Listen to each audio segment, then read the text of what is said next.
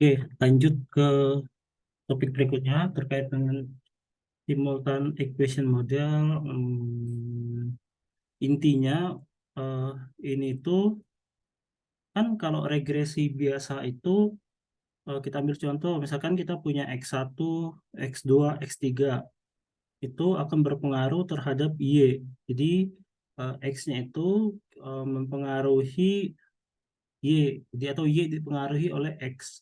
Nah, kalau di sini, kalau simultan equation ini adalah suatu model yang menggambarkan variabelnya itu eh, bisa saling mempengaruhi. Mungkin gambarnya di sini nih. Nah, ini kan normalnya nih. Jadi di sini kita ambil contoh nih, eh, simultan equation untuk eh, apa ya? Untuk demand dan supply. Jika kita membentuk suatu fungsi, ya eh, apa ini namanya alpha p atau harga ditambah alpha x atau pendapatan ditambah error permintaan. Dan kedua adalah Q sama dengan B beta P beta harga ditambah ES error supply. Nah, kita mempunyai dua persamaan. Nah, kalau di regresi biasa atau pakai kita bisa bilang OLS em, itu hanya satu arah ya. Jadi PX itu pengaruh ke Q gimana gitu kayak gitu kan. Nah, tapi di sini eh, dua hal yang bisa kita tangkap. Yang pertama, ternyata Q juga dan P itu hubungannya dua arah gitu, bukan hanya satu arah. Jadi P itu tidak hanya mempengaruhi Q juga bisa mempengaruhi P. Nah, oleh karena itu di sini model simultan akan menangkap fenomena itu gitu. Ternyata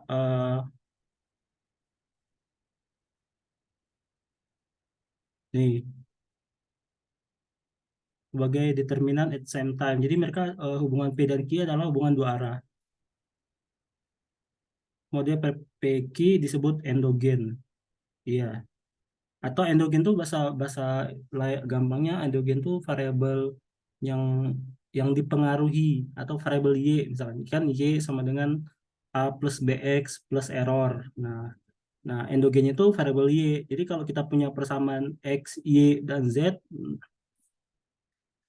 atau misalkan di sini X, ini Y, di sini ada Z, nah itu namanya variabel endogens.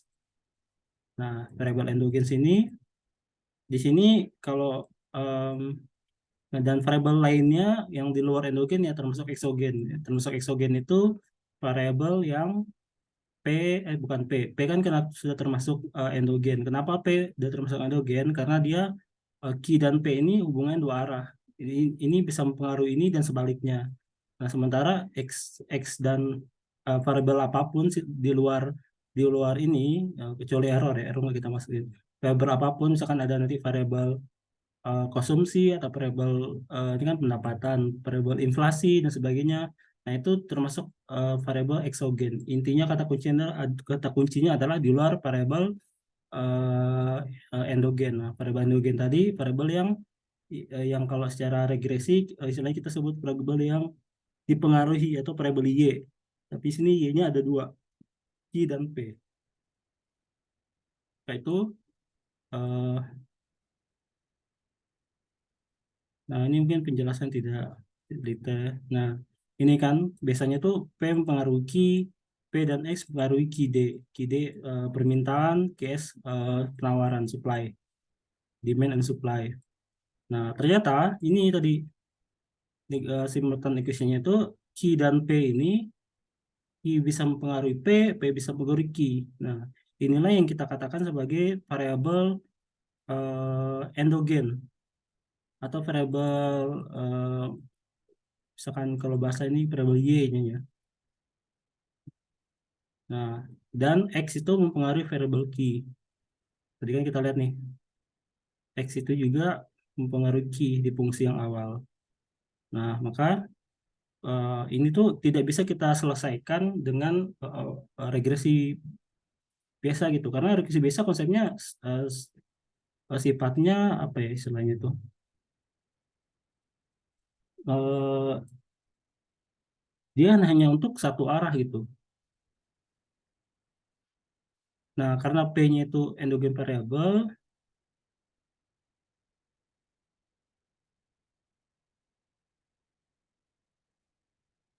nah ini akan jadi kontra karena asumsinya biasanya variabel X-nya itu sifatnya fix.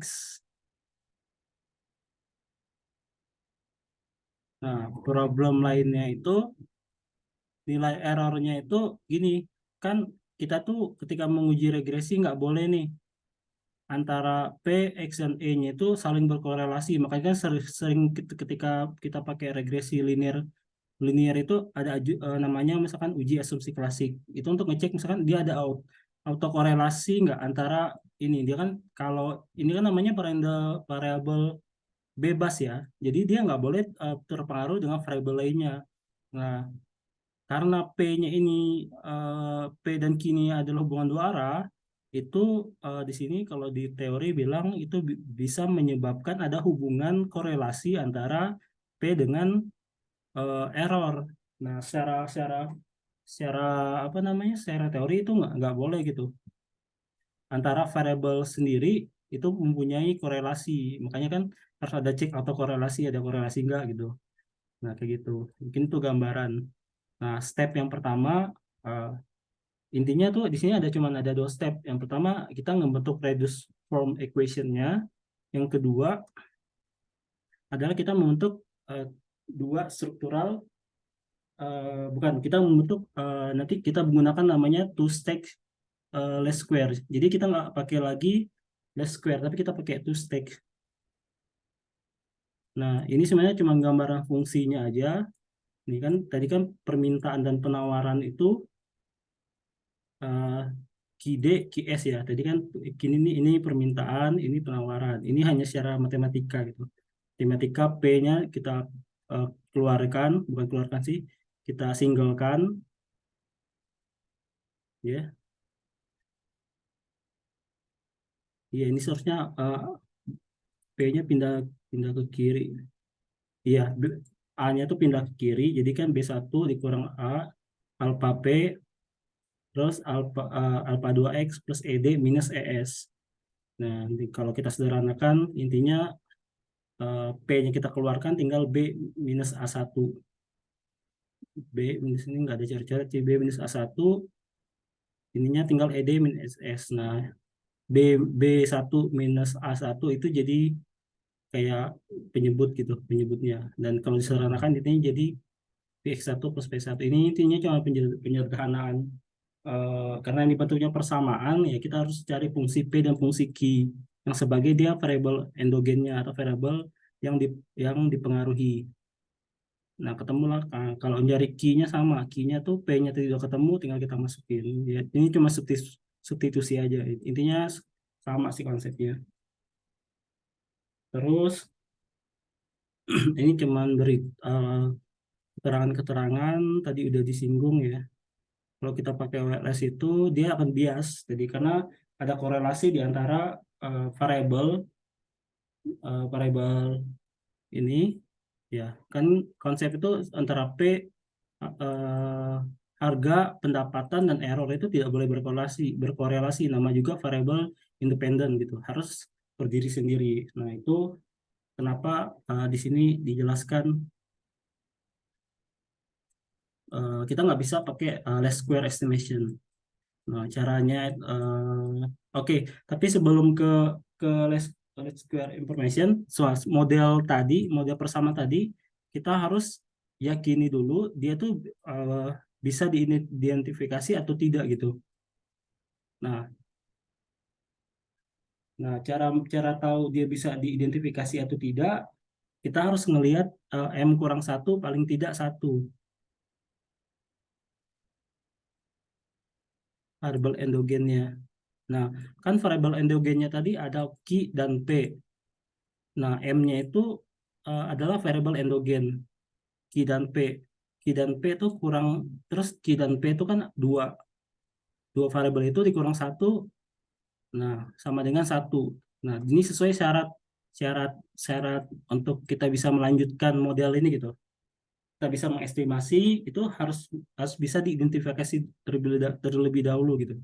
Nah, caranya itu kita tadi endogennya, maka kita harus tahu yang mana endogen. Endogen itu uh, endogen itu variabel yang mempengaruhi, oh sorry, endogen itu variabel yang dipengaruhi. Jadi P itu bisa mempengaruhi Q dan Q bisa mempengaruhi P. Dan sini X mempengaruhi Q. Jadi sebenarnya kalau digambarkan di sini emang nggak kelihatan ya. Ini kan cuma satu arah nih. Ini seolah-olah P, X, dan ED mempengaruhi Q. Padahal kalau dijelaskan tadi di bawah, P-nya ini bisa mempengaruhi Q. Q bisa mempengaruhi P. Jadi ini hubungan dua arah. Kalau yang normal itu cuma hubungan satu arah. Maka itu disebut variabel endogen. Nah, variabel endogennya tadi dua, kita kurang satu, jadi satu. Nanti kalau ada 5 persamaan ya, misalkan tadi demand, supply, terus persamaan apa lagi. Nah, itu berarti endogennya itu kita cek lagi. Misalkan ada Q, ada S, ada R ya. R sama dengan bla bla bla, S sama dengan bla bla bla. Nah, S, R itu kita sebut endogen, itu yang kita hitung. Tapi di sini karena cuma dua, Q dan P itu kita kurangkan satu. Intinya variabel yang dipengaruhi. Nah, terus barulah kita bisa menyimpulkan itu bisa diidentifikasi. Karena kalau dia kurang dari MI1 itu tidak bisa diidentifikasi. Itu adalah syarat gitu. Nah, terus to stick-nya itu sama sih pakai least square ya. Ini cuma penjelasan penjelasan apa ya? Secara matematikal lah. Intinya nanti kita akan melakukan pengujian mana ya. Nah, ini kita ambil contoh. Jadi ada data, ya aku buka dulu datanya.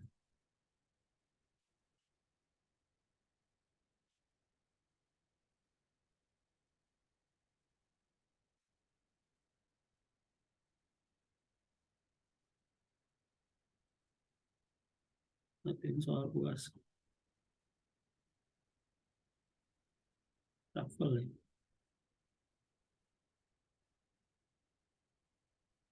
Oke,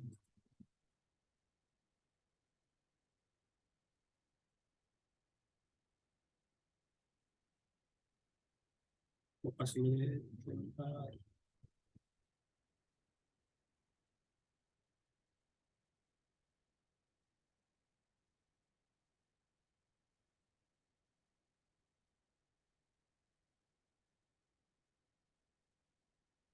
Oke, kita disejin data nih.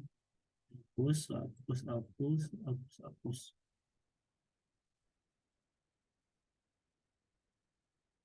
Nah, kita disajikan data. Kita disajikan data sebuah fungsi di mana key-nya itu atau ya key kuantitas ya. Kuantitas itu eh, eh, di- dipengaruhi oleh A1, A2, P1. P1 itu apa? Harga. PS itu apa? PS itu apa ya? Gimana tuh? Eh, lupa PS itu apa ya?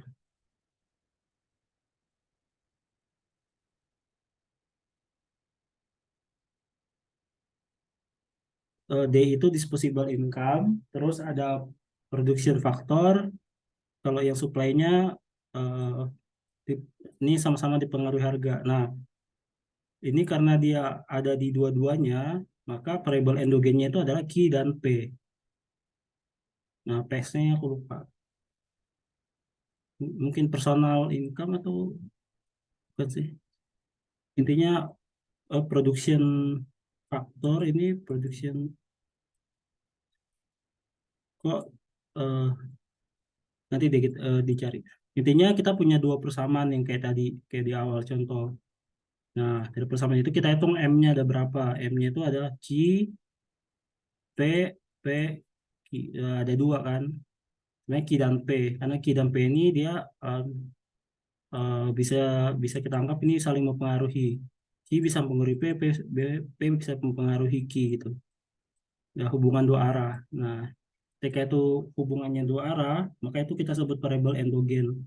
Endogennya itu ada satu, dua. Dan dua dikurang satu adalah paling tidak satu gitu. Nih, PS itu tidak include. Ya PS, PF, PDI itu tidak termasuk, itu variable exogen. Maka terbentuklah reduced form. Oke. Sebelum itu berarti itu bisa kita simpulkan, bisa diidentifikasi. Step selanjutnya kita bentuk reduced form. Reduced form tadi ya intinya eh, pakai fungsi-fungsi yang matematika lah, ketemulah ini gitu, Q dan P. Nanti ada di buku yang tadi yang kita pakai substitusi bla bla bla, ketemulah fungsinya seperti ini gitu. Q-nya persamaannya jadi PS, DI, dan PF. Hmm. Nanti lihat di contoh cara membentuk persamaan Q dan P ada di contoh tadi.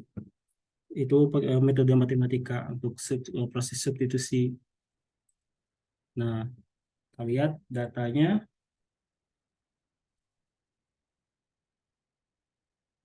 Terus kita bentuk reduced form. Reduced formnya itu yang pertama kita pilih menu objek, new object, terus ketik reduced form dari key. Nah, ini kita pilih tadi key. Nah ya, kita cek dulu ya.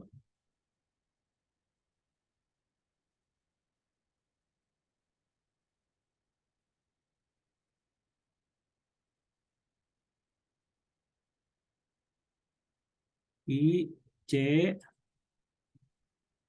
sesuai ini, sesuai gambar ini. I, ini tuh C, ini tuh PS, PS, terus DI, PF, benar nggak ya?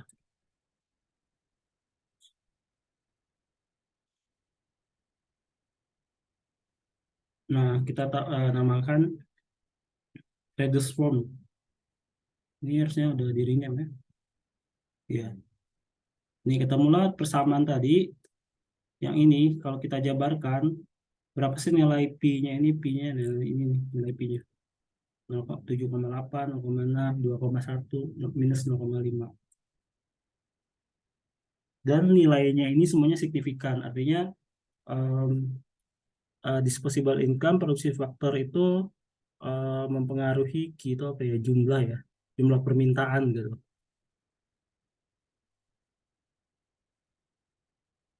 Jumlah mempengaruhi, bukan jumlah permintaan juga sih, mempengaruhi. Ini eh, bisa kita ujikan atau ini hasil regresi ya. Kalau PSDI dan PF itu berpengaruh signifikan kepada Q, nilai Q, jumlah. Jadi ketika ada kenaikan 0,6, ya Q pasti ada kenaikan sebesar itu. Dan ini ketika PF ini signifikan tapi dia ada penurunan. Kalau digambarkan, ada nggak ya? Oh, nggak digambarkan di sini. Nah, terus yang P, ini kita simpan, kita sama, terus objek, equation, platform, form, I, P. Tapi B sama dengan C,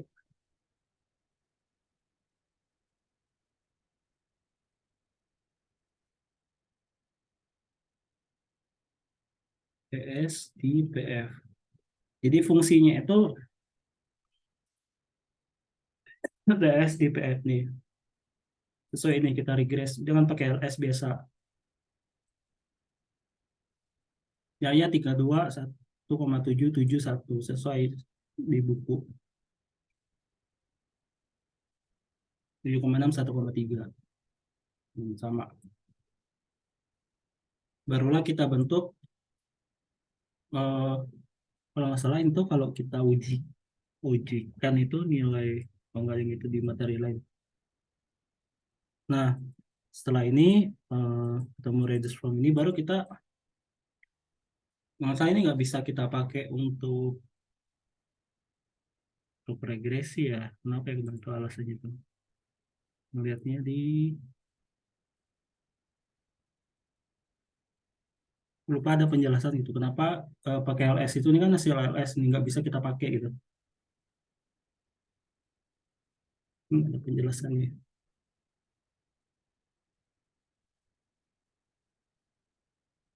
Oh nggak ada yang enggak.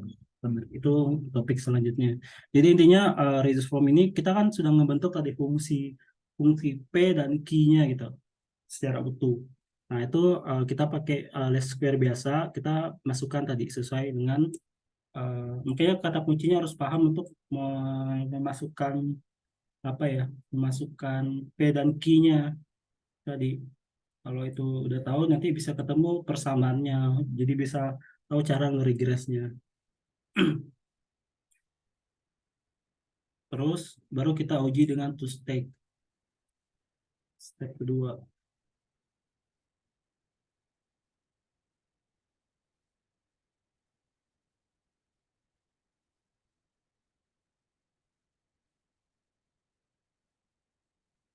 Caranya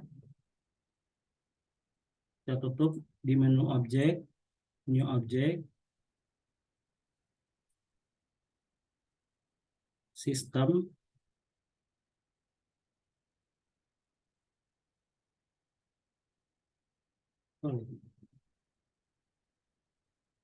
Nah, baru ketemu key sama dengan.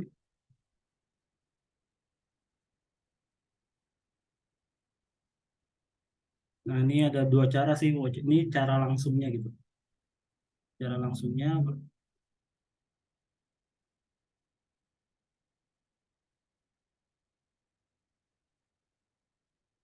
Nah, C1, C2, C3, C4. Ini tuh dapatnya dari mana? Nah, itu fungsi ininya dapat dari persamaan ini tadi gitu. Sorry, awal. Ketika key itu P1 PSDI, P1 P1 ya P sorry P PSDI, terus key-nya itu P dan PF, P dan PF. Nah, terus dikasih keterangan instrumennya adalah semua variabel ini variabel eksogen yaitu PS di PS di eh, dan PF karena P dan Q kan tadi masuk ke variabel endogen dan sisanya yang PS di PF ini ada eksogen. Terus lagi ya.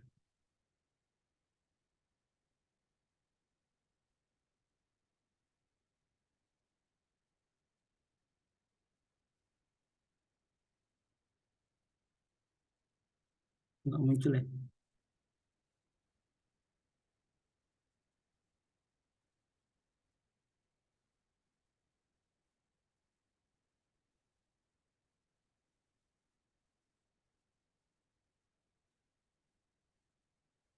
PFI.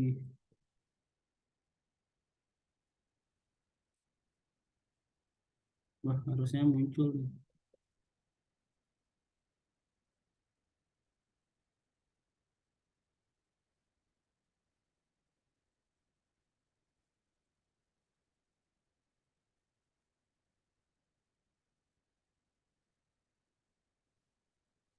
Nah, PowerPoint ini. Gitu. Jadi di sistem harusnya muncul berarti manual aja. Caranya objek, new objek, kita ketikkan di main. Sorry. Objek, new objek, terus equation, pilih demand. Kita harus nulis ulang nih persamaannya. Tadi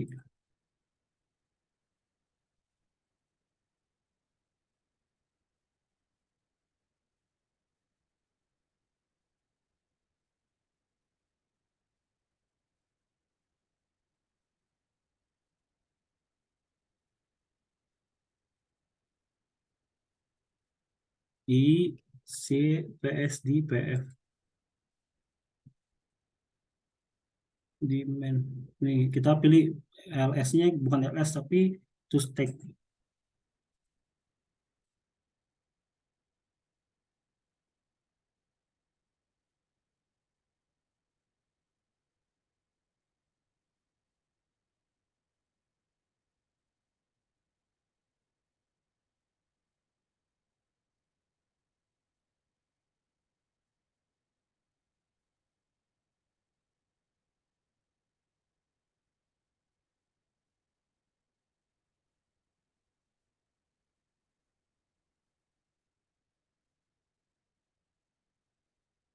Guys, apa aja sih di demand tadi?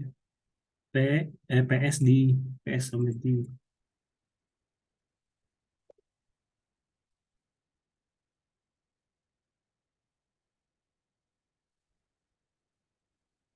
Nah di demand ini kan ps di instrumennya tuh ps di ps. Jadi semua variabel variabel eksogen atau variabel-variabel selain Q dan P di instrumen kita masukin. Oke, nah hasilnya 0,77. Oh, CPSD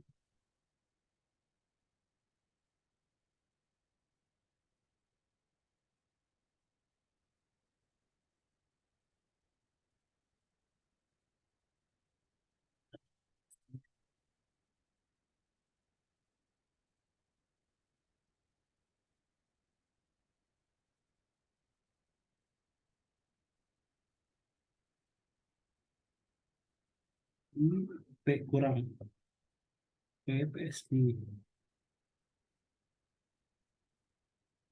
Nah, ini kan 0,-4 minus 0,3 1,2 5,1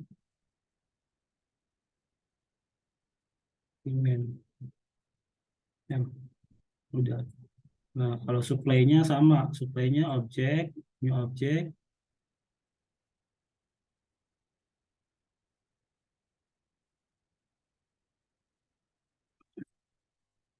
terus pilih tadi persamaan key-nya itu cuman P, PF dan P dan PF. I, P, PF. Kita pilih to stage key, ada konstanta di C, I, PF di PS.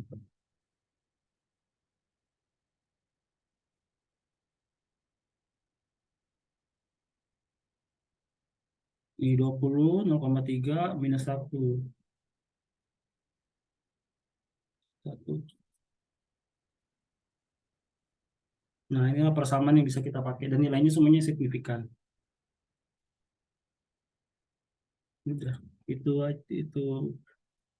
paling itu. Nah, kalau yang selanjutnya tuh sama, caranya sama, cuman eh, maksudnya stepnya sama sama yang dijelaskan. Bedanya nanti nilainya itu tidak signifikan. Jadi hasil hasil pengujiannya itu kalau tadi kan signifikan semua tuh yang contoh sebelumnya. Nah, yang contoh selanjutnya itu dia tidak signifikan nih. Ada beberapa yang tidak signifikan. Nah, itu nanti eh, itu akan diuji secara join, secara bersama-sama. Karena secara individu ada file yang tidak signifikan.